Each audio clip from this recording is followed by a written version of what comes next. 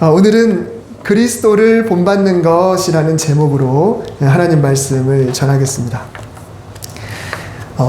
갓난아이를 길 가다가 처음 보게 되면 그 아이를 데리고 있는 엄마 아빠 중에 누구를 닮았는지 이렇게 희끗희끗 쳐다보고 아이를 얼굴을 쳐다보고 이렇게 합니다. 그래서 아이를 봤다가 부모를 봤다가 이렇게 하면서 괜히 인사말로 아유 엄마를 빼닮았네요 뭐 이런 이야기를 하곤 하죠. 엄마 입장에서 엄마가 듣기에는 이 아이가 아빠를 닮았네요 라고 했을 때 그 말이 그렇게 뭐 기분이 별로 이렇게 나빠하지는 않은 것 같아요. 근데 아빠의 경우는 이 아이가 어쩜 이렇게 아빠를 닮았어요 라고 하면 굉장히 기분이 좋다고 합니다. 저도 물론 그렇겠지만 이게 엄마하고 아빠는 조금 다른 것 같아요. 근데 할머니나 할아버지로 거슬러 올라가면 더 그러신 것 같아요. 어쩜 이렇게 할아버지를 빼닮았어요 그러면 할아버지 입이 귀에 걸리더라고요. 대부분 다 그렇습니다. 이게 참 이렇게 누구를 닮았다라고 하는 게 이 사람이 살아가면서 참 이렇게 기분 좋게 하는 그런 말인 것 같습니다. 아이들은 자라가면서 어찌됐건 부모를 닮게 돼 있습니다. 신체적인 특징도 그렇고 외모도 그렇고 성격이라든가 습성이라든가 체질이라든가 말하는 습관이라든가 음식 먹는 거라든가 여러모로, 그리고 성장하면서는 어떻게 보면 성격 같은 것도 좀 닮게 되고 인간관계 속에서 맺고 끊는 거라든가 이런 것도 이상하게 닮아가는 경우가 있습니다. 뭐 부모의 성격이 완전히 다르면 아버지의 성격이든지 엄마의 성격이든지 그런 것들이 결정적인 순간에 나오는 걸 보면 때로 부모의 입장에서 참 깜짝깜짝 놀라곤 하기도 하죠. 훗날 자녀가 성장해서 저는 나중에 아빠처럼 될게요 혹은 엄마처럼 되고 싶어요 라고 한다던가, 또 나는 나중에 아빠 같은 사람하고 결혼할래요 혹은 엄마 같은 사람하고 결혼할래요 라고 말을 하면 그래 라고 과연 자신 있게 말할 수 있을 만한 부모가 과연 얼마나 될까요? 그래 나 정도 되는 배우자라면 내가 허락하마 이렇게 생각을 할 수 있는 아빠, 자신 있게 말할 수 있는 사람이 과연 얼마나 될까요? 만일 누군가가 나를 축복하면서 당신의 후손이 당신이 뿌린 대로 선배나 받게 하옵소서 라고 말을 했다. 예를 들어. 자, 그러면 이 기도가 그대로 이루어졌으면 하면서 기대가 될 수도 있겠지만 어떻게 보면 두려움이 될 수도 있습니다. 내가 그동안 살아온 삶이 만약에 하나님 보시기에 좋은 삶이었다 그러면 당신의 후손이 당신이 뿌린 대로 천배나 받았으면 좋겠습니다 라고 하면 아이고 그러면 그렇게만 한다면 얼마나 좋겠어 라고 생각하지만, 반대로 내가 뭔가 좀 떳떳하지 못하고 뭔가 좀 불편하다, 하나님 보시기에 아름답지 못한 것이었다라고 한다면 그것의 천배를 우리 애가 받는다? 그러면 이거는 도대체 이거는 감당할 수가 없는 그런, 어떻게 보면 저주와 가까운 말이 될 수가 있겠죠. 그런데 내 인생에서 너는 정말 나처럼만 살아라 라고 자신 있게 말할 수 있는 사람이 과연 얼마나 될까요? 비단 자식들 뿐만 아니라 인간관계 속에서도 그래요. 인간관계 속에서 친척들 중에도 그렇고 친구들 간에도 그렇고 그래도 야 나만큼만 해, 너도 나만큼만 해 라고 자신 있게 말할 수 있는 사람이 과연 얼마나 되겠습니까? 정말 자녀처럼 나처럼 살아라, 나만큼만 살아라, 그리고 동창들에게 나만큼만 해라, 나 정도면 괜찮잖아 라는 말을 할 수 있는 사람이 과연 얼마나 되겠습니까? 그런데 오늘 본문에 보면 사도 바울이 굉장히 당당하게 그렇게 이야기를 하는 거예요. 나만큼만 했으면 좋겠다. 그 말을 돌려서 뭐라고 이야기했냐면 나를 본받는 사람이 되라 라고 했습니다. 나를 본받는 사람이 되라. 예수님께서 당시 사람들에게 이렇게 이야기했죠. 나를 따라오라, 나를 따라오라 라고 소위 스카웃을 하셨어요. 길 가다가 만난 사람들을 스카웃을 하셨어요. 근데 예수님이 나를 따라오라 라고 하신 것은 실제로 당신과 함께해서 당신의 제자가 되어서 새로운 삶을 전하는 사람이 되어라. 내가 이 세상을 떠나 부활하고 승천하면 이제 교회를 통해서 온 세계를 복으로 물들게 하는 그런 초석이 되는 사람이 되게 하기 위해서 예수님이 나를 따라오라 라고는 이야기를 했습니다. 그리고 나를 본받으라 라고 예수님이 말씀을 하셨어요. 그런데 바울은 어떻습니까? 바울은 예수님을 전하는 사람이긴 하지만 예수님을 따르라 라는 말을 할 수가 없습니다. 왜냐하면 예수님이 부활 승천에 있어서 이 땅에 없기도 하지만 사실 사도 바울은 예수님의 사역을 자기가 제자처럼 직접 목격한 적이 없습니다.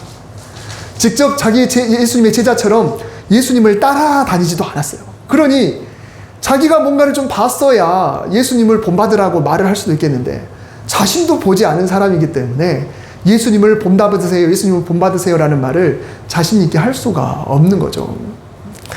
예수님을 눈앞에서 목격하고 말씀을 들었던 사람들, 특히 예수님의 제자들, 11제자, 가룟유다가 자살을 했으니까 이 11제자가 그 사람들은 그래도 예수님을 본받는다는 것은 이런 거야, 이런 상황에서 이렇게 행동하는 거고, 이렇게 기도하는 거고, 이렇게 말씀을 전하는 거고, 이렇게 당당하는 거고, 이렇게 겸손한 거고, 이것을 그들은 잘 알지만 생전에 예수님을 만난 적도 없거나 또는 이방 지역에 있는 사람들에게는 예수님을 따른다라는 것이 막연할 수밖에 없습니다.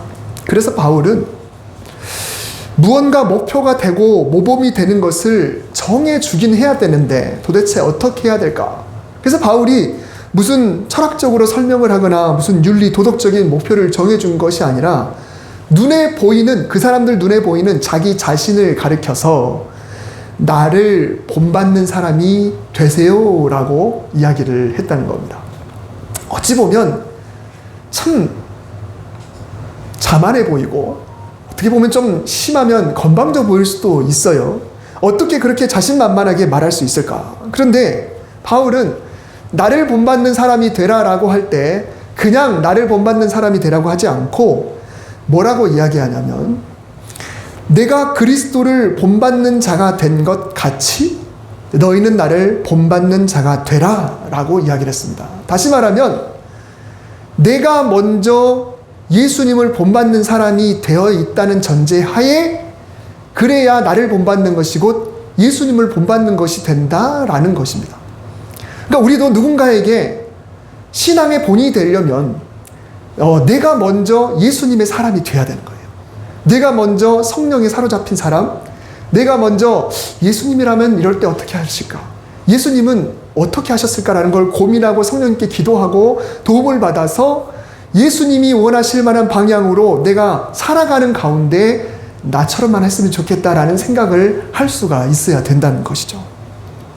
자, 그런데 그리스도를 본받는 사람이 되라라는 말은 자칫 잘못하면 구체적인 실천 방법을 제시하지 못하고 추상적이거나 두루뭉술한 말이 될 수도 있습니다. 여러분 예수님을 본받으셔야 합니다 라고 제가 이야기했을 때 본받는다는 것이 도대체 구체적으로 뭘까요? 물론 예수님을 본받는다는 것은 좋은 것입니다. 당연히 우리는 예수님을 본받아야 돼요.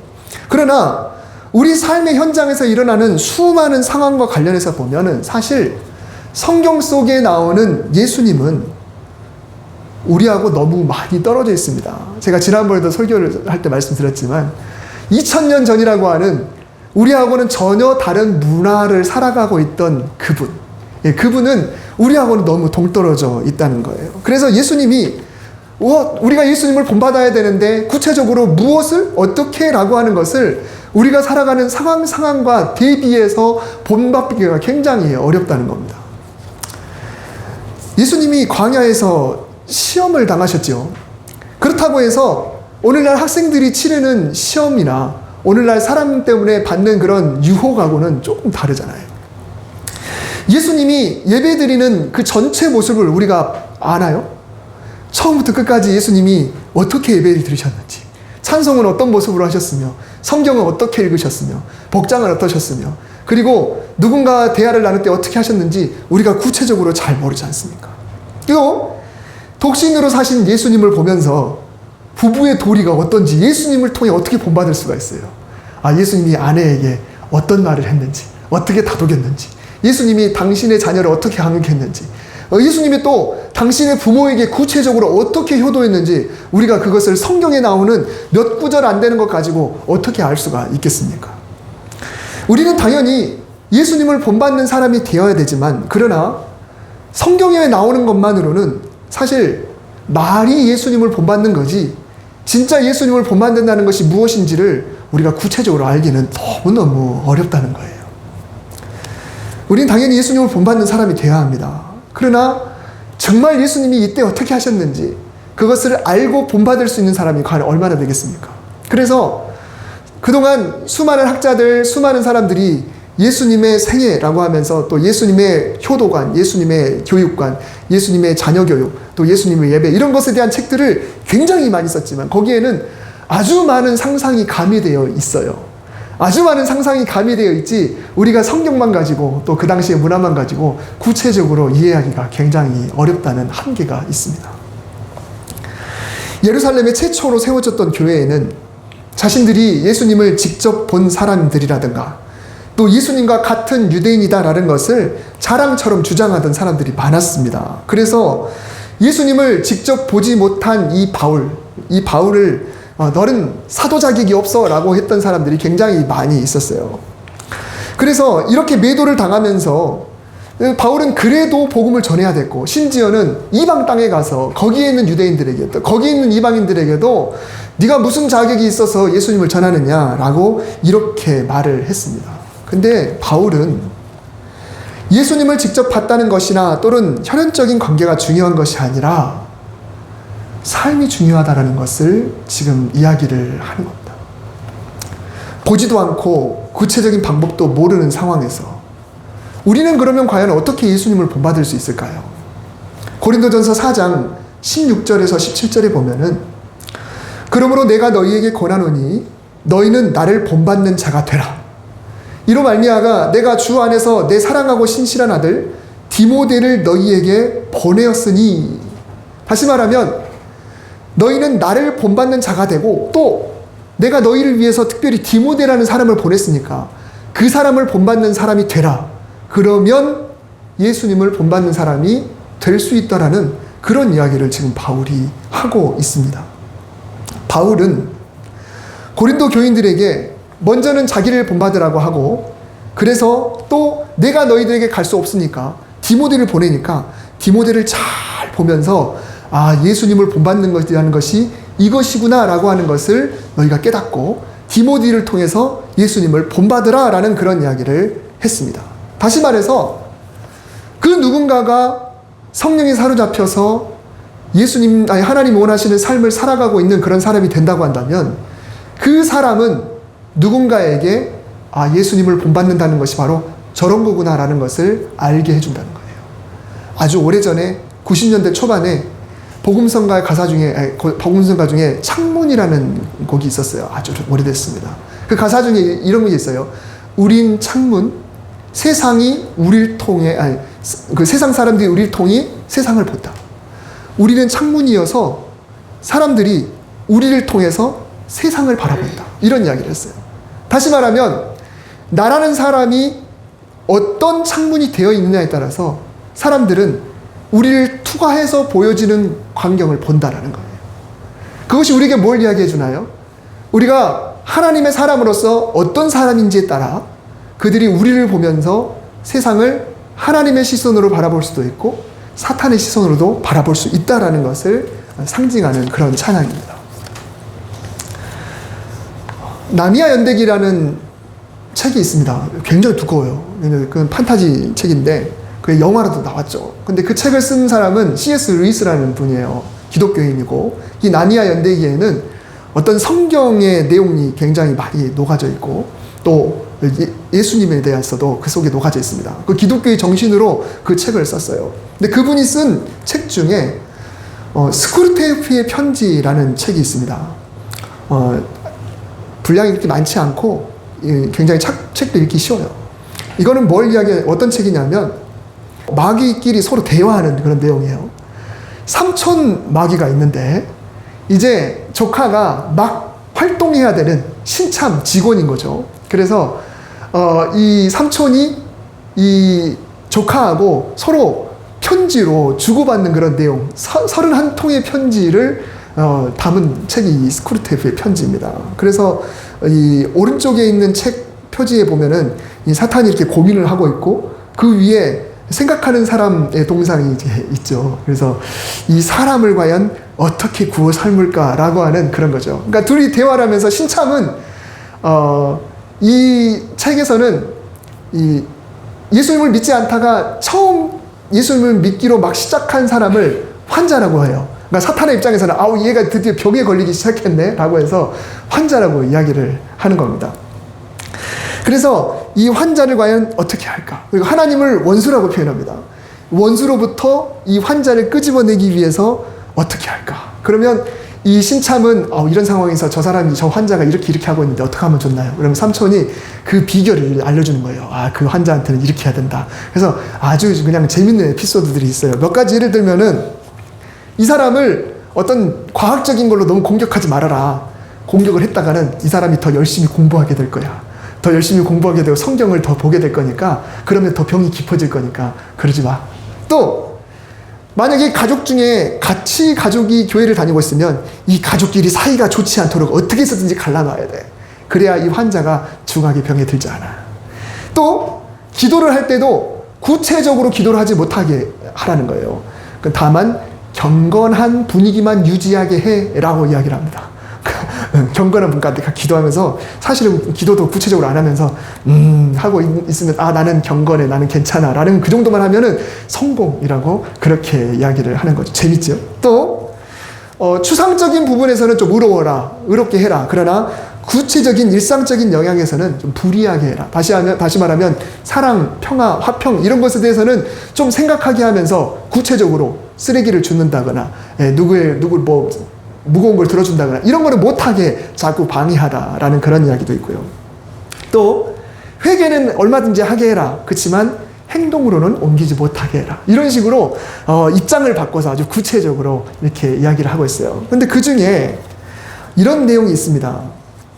이 사람, 즉 이 환자를 요리하기 위해서는 겸손이라는 생각이 들어가기 전에 강한 실망감을 갖게 하는데 최선을 다해라 라는 이야기였어요. 자, 무슨 말일까요? 겸손을 갖기 전에 강한 실망감을 갖게 해라. 이 겸손이란 건 뭐냐면 처음에 교회를 나왔어도 그래도 이분들이 처음 교회 나오면요 대부분 이렇습니다. 내가 밖에서 어떤 사람이었는가 이것을 통해서 나라는 존재감을 좀 드러내고 싶은 그런 마음들이 다들 있어요. 교회 오면은 다 똑같은 사람이고 교회 오면 다 초신자고 이제 막 시작했지만 그러나 내가 밖에서는 이런 사람이다 라는 것을 자꾸 이렇게 드러내게 하는 거죠. 그런데 사실은 마음 한구석으로 내가 교회를 찾을 때는 그래도 내가 뭔가 좀 부족함이라든가 불안함이라든가 또 뭔가 모를 어떤 미래에 대한 그런 막연함 이런 것들이 있기 때문에 어찌됐건 교회를 오게 되는데, 그래서 시간이 점점 지나게 되면 이 교회라는 곳이 훌륭한 사람들만 있는 줄 알았는데 그렇지 못한 사람도 있구나라는 것을 점점 깨닫게 됩니다. 이 사람들이나 나나 그놈의 그거네 라고 하면서 그걸 깨닫게 되면서 나중에는 그것을 이해하는 단계까지 올라가게 되고, 그리고 나도 연약한 사람이다 라고 하는 것을 점점 인정하게 되는 성숙한 성도가 되게 되는데 그게 바로 겸손이에요. 근데 그 겸손이 되기 전에 강한 실망감을 갖게 하려면 어떻게 되냐면 사람들을 이해하기 전에 실망의 단계에서 끝나버리라는 거예요. 아니 교회 다닌다는 저 사람이 어떻게 저럴 수 있지? 교회 다닌다는 저 사람이 어떻게 저럴 수 있지? 아니 목사님이 어떻게 그런 말을 할 수 있지? 라고 하는 교회 다녀도 그럴 수 있어 라고 그 영역으로 넘어가기 전에 실망감에서 좌절하게 만들어라 라는 그런 구체적인 지침도 내리게 되죠. 혹시라도 관심 있으시면 이 스크루테이프의 편지라는 책을 한번 꼭 읽어보시기를 추천을 드립니다. 여러분은 처음에 교회를 다니면서 과연 어떻게 예수님에 대해서 알게 됐습니까? 지금 이 자리에는 신앙생활의 세월이 오래된 분도 계실 거고 길게는 수년, 수십 년, 그리고 얼마 안 되신 분도 계실 거예요. 그러면 이제 신앙생활을 막 시작하시는 분에게 이제 교회 나오기 시작하셨으니까 하나님 믿으시고 예수님처럼 사시기 바랍니다. 이렇게 이야기를 했다고 칩시다. 그러면 그분은 예수님처럼 산다라는 것을 일단은 문자 그대로 받아들이고 그분처럼 살긴 살아야 되는데 어떻게 해야 예수님처럼 살 수 있을까? 그러면 먼저는 예수님이 어떻게 사셨는지를 알아야 될 거 아니에요. 그래야 예수님처럼 살 수 있을 거 아닙니까? 그러면 예수님이 어떻게 사셨는지를 알려면 예수님에 대해서 기록한 책을 봐야 돼요. 시중에 어떤 다양한 책들도 있겠지만 그래도 성경이 제일 근본이니까 성경을 읽어야 되고 또 어떤 신앙서적도 읽게 되겠죠. 그 중에 예수님에 대한 구체적으로 나온 책은 마태, 마가, 누가, 요한복음 이건데 거기에 예수님의 생애가 나왔어요. 그런데 성경을 읽기가 어떻게 쉽습니까? 어렵죠. 어려운 단어도 있고 구절도 있고 또 문화도 모르겠고 어렵습니다. 그러면 예수님의 생애 중에서 내가 잘 모르는 부분들을 그러면 그걸 돕는 또 다른 책을 또 읽어야 되고 주석도 봐야 되고 신앙서적도 봐야 되고 해석하는 것도 봐야 되고 이래야 예수님의 경제관, 예수님의 정치관, 예수님의 교육관, 사회관, 또 가정관, 학업, 교회생활 이런 것들을 겨우 다 익혀야 그래야 예수님에 대해서 알게 됐고 그러면 나도 그렇게 살아야 되겠지. 여러분, 과연 여러분들은 그렇게 예수님에 대해서 배우셨나요? 예수님에 대해서 예수님을 본받기 위해서 여러분들이 그런 과정을 겪으셨나요? 그렇지 않죠. 만약에 그런 과정을 통해서 우리가 예수님에 대해서 배워야 된다고 한다면 우리는 금방 나가 떨어질 겁니다. 너무 자료가 부족해요.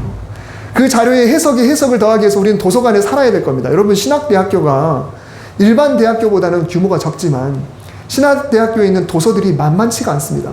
이 도서들이 쌓여있는 양이 어마어마하게 많고, 그리고 학문적으로 신학이 1번이잖아요. 1번. 신학은 이 교회 역사의 그 2000년 동안에 쌓여있는 책들이 얼마나 방대한지 모릅니다.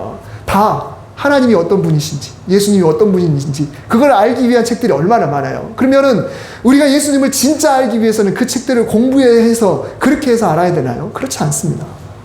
대부분은 우리가 어떻게 예수님을 알아가냐면, 가장 먼저는 교회 안에서 나를 교회로 데려오고 온 사람을 통해 예수님에 대해서 막연하게 생각을 하게 됩니다.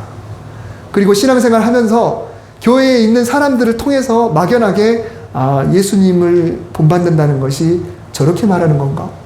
저런 식으로 예배 드리는 거구나.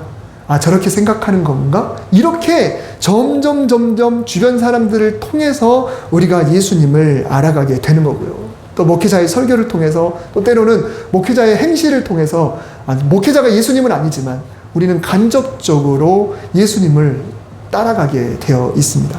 사도 바울도 예수님의 곁에서 직접 겪지는 못했고 디모데도 마찬가지일 겁니다. 그러나 바울은 디모데에 대해서도, 그리고 자기 자신에 대해서도 그리스도를 본받기 위해서 본받을 만한 사람이다라고 그렇게 이야기를 하고 있습니다. 나와 같이 모든 일에 모든 사람을 기쁘게 하여 자신의 유익을 구하지 아니하고 많은 사람의 유익을 구하여 그들로 구원을 받게 하라. 나와 같이 모든 일에 모든 사람을 기쁘게 하여 자신의 유익을 구하지 아니하고 많은 사람의 유익을 구하여 그들로 구원을 받게 하라. 여러분, 이게 예수님을 본받는 사람의 모습이 지금 바울이 이렇게 하는 것이 예수님이야. 이렇게 하는 게 예수님이 그렇게 하셨어. 그래서 그런 것들을 본받는 것이 곧 예수님을 본받는 것이야 라고 이야기를 하고 있습니다. 여러분, 우리는 늘 누군가를 봅니다. 누가 어떻게 하고 있는지를 늘 봅니다. 좋은 점을 보면서 닮고 싶고 좋지 않은 점을 보면서 그렇게 하지 말아야겠다고 다짐을 합니다. 신앙도 마찬가지입니다.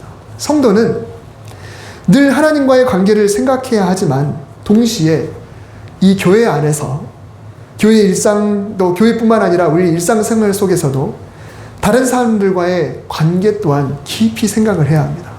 그들이 나를 본다. 나도 누군가를 보지만 그들도 나를 본다. 우리가 그리스도를 본받고 싶으면 신앙이 좋은 사람들을 자꾸 보고 그 사람과 가깝게 지내고 그 사람과 대화하고 또 그 사람들의 조언을 들을 필요가 있습니다. 또 누군가가 나를 보고 있다는 그 거룩한 부담감을 가지고 나도 누군가에게 본받고 싶은 사람이 되기 위해서 열심히 더 노력을 해야 합니다. 초신자들과 자녀들은 우리를 봅니다. 우리를 보면서 예수 믿는다는 것이 이런 거구나라는 것을 깨닫게 돼요. 예전에 어떤 교회 유아실에 이런 글씨가 크게 붙어 있었습니다. 아빠 엄마의 모습을 아이가 봅니다. 유아실이에요. 아기들이 예배 드리는 그곳에 그게 크게 붙어 있어요.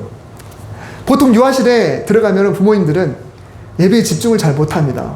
근데 그런 와중에도 예배에 집중을 하면서 아이를 다독이는 부모가 있는가 하면 예배에 집중을 전혀 하지 않고 그 시간을 그냥 아이와 즐겁게 보내는 부모도 있습니다.